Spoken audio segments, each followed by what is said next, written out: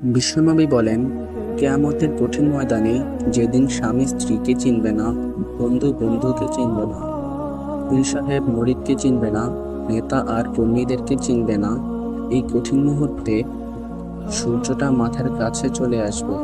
জমিনটা তামার জমিন হবে, আজকের জমিনের মতো নয়। মানুষের ঘর্মাক্ত, ক্লান্ত, শ্রান্ত মাথার মগজগুলো কানের ছিদ্র আর নাকের ছিদ্র দিয়ে বেয়ে বেয়ে পড়বে। আল্লাহ রব্বুল আলামিন ৭ শ্রেণীর ব্যক্তিকে নিজের আরশের নিচে ছায়া দিবেন। ১. যে ইনসাফের সাথে বিচার করে, যারা ন্যায়পরায়ণ হিসাবে আল্লাহর আরশের নিচে ডান দিকে নূরের সিংহাসনে বসবেন। ২. যারা একে অপরের প্রতি অনুগ্রহ হয়, সুন্দর আচরণ করে। ৩. নিকটাত্মীয়দের দানকারী। ৪. যারা অশ্লীলতা থেকে বিরত থাকে। ৫. সমস্ত মন্দ কাজ থেকে যারা বিরত থাকে, সৎ কাজে আদেশ ও অসৎ কাজে নিষেধ করে। ৬. সীমা লঙ্ঘন করা থেকে বিরত থাকে। ৭.